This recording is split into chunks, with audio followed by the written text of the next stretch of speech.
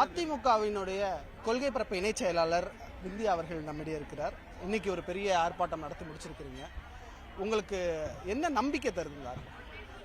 உங்களுக்கு பார்த்தாலே தெரியுது, சென்னையில சமீபத்தில் நடந்த அத்தனை கூட்டங்களை விட இங்க அதிகமான கூட்டங்கள் வந்திருக்காங்க. அந்த கூட்டத்தை பாத்தீங்கன்னா மொத்தமா பெண்கள் தான் நிக்கிறாங்க. இப்பவும் இந்த பக்கம் அந்த பக்கம் எல்லாம் பெண்கள் தான் இருக்காங்க. ஆர்ப்பாட்டம் முடிஞ்சாலும் எல்லாரும் ஈடுபாடோட இருந்து எல்லாரும் ரொம்ப நல்லா பார்ட்டிசிபேட் பண்ணாங்க. வந்தோமா நின்னோமான்னு கடமைக்கு நிக்காம தமிழ்நாட்டு பெண்களுக்காக எப்படி கோஷம் போட்டாங்கன்றது நீங்களே உங்க கண்ணால பாத்தீங்க.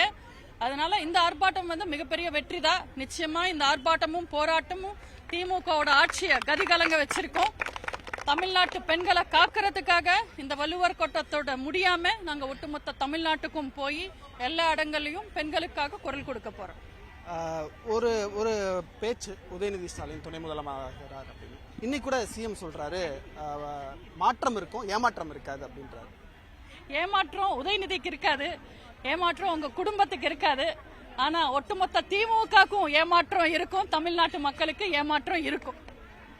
அடுத்த கட்டமா இந்த போராட்டத்தை வடிவமைக்கிறது, கட்சியை பலப்படுத்துறதுக்கான பணிகள் எப்படி போயிட்டு? கட்சி பலமா தாங்க இருக்கு. 2 கோடி தொண்டர்களோட எங்க கட்சி எப்பவுமே பலமா தான் இருக்கு. தமிழ்நாட்டு மக்களுக்கு நாளைக்கு நம்பிக்கைன்றது ஒரே ஒரு இடத்துல தான் இருக்கு, அது அதிமுக கிட்ட தான் இருக்கு.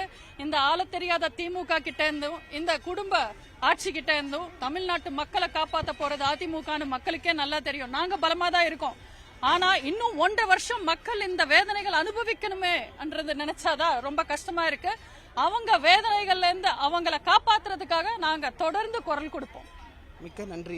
இந்த போராட்டம் அது மட்டும் இல்லாமல் அதிமுகவுடைய அடுத்த கட்ட பணிகள், அவங்களுடைய இந்த போராட்டத்தோட முன்னெடுப்புகள் பற்றி இந்தியா சொல்லியிருக்கிறார். ஒளிப்பதிவாளர் விக்னேஷுடன் நியூஸ் 18க்காக சுபாஷ் பிரபு.